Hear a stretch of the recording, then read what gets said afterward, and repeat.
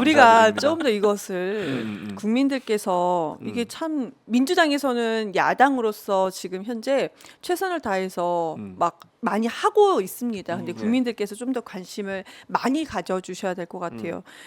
이번에 무슨 모 서울대 교수님이 고발, 서준열 서준열 교수. 고발을 네. 당하셨잖아요. 네, 근데 네. 이분이 표층이냐 바닷물 깊이에서 표층이냐 심층이냐 우리나라 앞바다까지 오는 것 기간 때문에 지금 고발을 당하셨어요. 네. 그러니까 오는 것은 맞습니다. 그런데 기간이 심층수는 500m 이하는 4, 5개월이면 온다. 이게 해류가 이동이 다르기 때문에. 근데 중요한 건 아니다. 그쪽에서는 지금 현 정부에서는 사실은 5년, 4, 5년이다. 이렇게 얘기를 하잖아요. 근데 이것도 너무 웃긴 거 우리가 반감기라는 걸 알고 있지 않습니까? 그렇죠, 우리가 반감기. 핵종이 60여 개, 70여 개가 아직 조금만 60여 개 핵종이 네. 있는데 여기서 현재까지는 9개 정도만 검사를 했던 겁니다. 근데 반감기가 30년에서 40년이 네, 다 걸려요. 달라요. 네. 그러면 우리가 지금 정부에서 주장하는 4, 5년의 의미가 없습니다. 아예. 네, 네. 근데 그 반감기가 40년, 30년 걸리는 반감기도 그러면 인체에 무해하냐? 아닙니다. 맞아요. 그냥 그 핵종의 방사능 오염의 수치 자체가 반감기가 되는 건데 그렇지. 이걸 과학적으로 좀 접근하자라는 건데요. 정부에서 이러고 있으니 제가 다시 말씀드리지만 설마 아무리 막대 먹은 윤석열 정권이라고 해도 이거를 그렇게 찬성하겠느냐? 이런 상황이 지금 많이 충청도 제가 한 주만 경험했는지 모르겠지만 이런 좀 심각한 상황 그러니까 다시 주변에 말씀드리겠습니다. 보면 이게 방류가 한 번에 되는지 아는 분도 있어요. 아, 그래서 30년 그러니까 한 30년. 번에 방류가 되는지 알겠는데 아, 여러분 그래, 30년 30년 동안 동안. 계속됩니다. 그리고, 그리고 이 30년 동안 이 안에서 어떤 일이 벌어질지 몰라요. 몰라. 그리고 4, 어떤 일이. 5년이 지나든 몇 년이 지나든 오잖아 결국은. 그렇죠. 다음 세대는 어떻게 할 건데 그러니까 자기는 대통령 끝나고 감옥 지금 맞아요. 맞아요. 133만 톤을 방류하는 것이 네. 30년이 걸리고 이 30년을 방류하는 기간 동안 또 그 곱하기 3이 있잖아요. 이걸 또 방류하려면 또 90년. 그렇지. 그럼 우리가 지금 현재 출발하겠습니다. 그러면 기본 100년은 방류하는 게 맞아요. 바로 생기는 겁니다. 네. 아니 그리고 이걸 오염이 돼버리면 그 오염을 해결할 수가 없어. 바다에 일단 풀고 나면. 맞아요. 아니 이게 무슨 해결의 방법이 없잖아. 아니 전 세계 바다에 예를 들면 이게 퍼져나가가지고 다 오염이 돼 있어. 어떻게 해결할 건데 그렇죠. 그러면 맞아요. 그런 일을 어떻게 이렇게 무모하게 할 수 있냐고. 해도 너무하는 그리고 이제 거지. 이게 유일하게 바다에 방류하는 방법만이 유일한 진짜 해법이냐? 그렇지 않아. 그러면 또 이제 돈 어떻게 보면 때문에, 돈 다른데 이게 여러 가지 방법이 있잖아요. 그러니까 일본 내에서 그냥 지금 저장 창고에다가 그냥 유지하는 것도 있어요.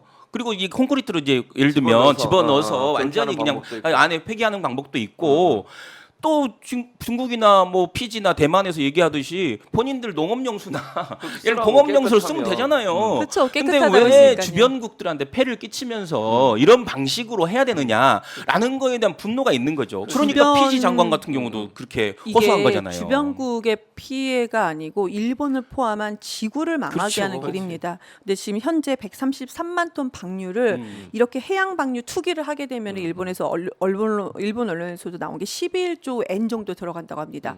그런데 이 133만 톤에 대해서 이것을 다른 방법, 좀 안전한 방법으로 선택을 한다면은 51조 엔이 들어간다고 합니다. 근데 우리가 아까 조금 전에 말씀하신 것처럼 이 133만 톤씩 점점 시간이 갈수록 이 오염수는 증가합니다. 그럼 돈이 얼마나 많이 증가하겠습니까? 맞아요. 그러니까 일본은 본인들의 돈을 약간 조금을 아끼기 위해서 거짓말로 모든 세계인들을 속이면서 지구를 멸망시키고 있는 그런 행동을 하는데 옆에 윤석열 대통령이 지금 국민을 설득하겠다 하면서 옆에 서 있는 그러니까 겁니다. 어처구니 없죠. 그러니까 사실은 주변국에 있는 나라 중에 우리나라만 그러고 있어요. 맞아요. 다른 나라를 다 반대하고 있잖아요. 중국도 그렇고 피지도 그렇고 도서 나라들 전부 다 지금 반대하고. 그러니까 태평양 일본이 다른 데 18개, 나가서 연합. 야 18개. 한국은 이렇지 않냐 이런 식으로 역으로 이용하는 그렇지, 거예요. 이용당하는 설득하면서 거지. 왜 한국은 한마디로 이러는데 왜 얘기하면. 너희는 그러냐 그렇지. 이런 식으로 역으로 이용당하는 거고 이번에 뭐 누구냐 김기현 뭐 대표 일본 대사 만나갖고 좀만 기다려라 뭐 설득한 것처럼 얘기했잖아요. 본인이 시간을 두면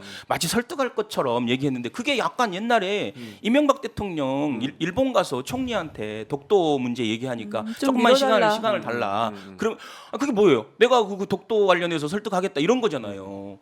약간 제가 보면 지금 국민의힘의 이런 어떤 흘러놓은 DNA 안에는 약간 그런 게 있는 것 같아요. 일본에 대한 사대가 있다. 기본적으로 일본에 대한 사대가 있고 일본에 대해서 일종의 대침략 행위에 대해서 이 가해자 논리에 대한 그 수용이 있어요. 그러니까 이 대통령이 3.1절 기념사에서 그런 망언을 하는 거잖아요.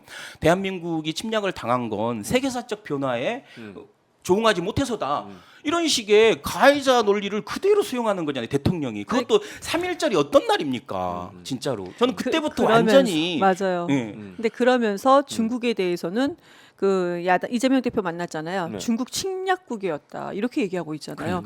근데 중국보다 더 심각한 게 일본이었었는데 그거에 대해서는 왜 이러는지 정말 이해할 수가 앞뒤가 없어요. 안 맞는 거죠. 그래서 저는 그 윤석열 정부의 이런 굴욕 외교, 네. 미국과 일본을 향한 그런 외교가 결국 우리 국민을 위험에 빠뜨리는 아주 못된 행동을 하고 있다. 이 부분에서 분명히 단죄가 필요하다고 생각합니다. 총선에서 심판해야 돼요. 정신 이번 나간 총선, 행동을 하고 그러니까 있다. 이번 총선은 정권에 대한 심판이에요. 저는 맞아요. 그렇게 봐요. 기본적으로는 그래요. 그러니까, 기본적으로. 그런 부분들이 작동되는 네. 거고 봐요.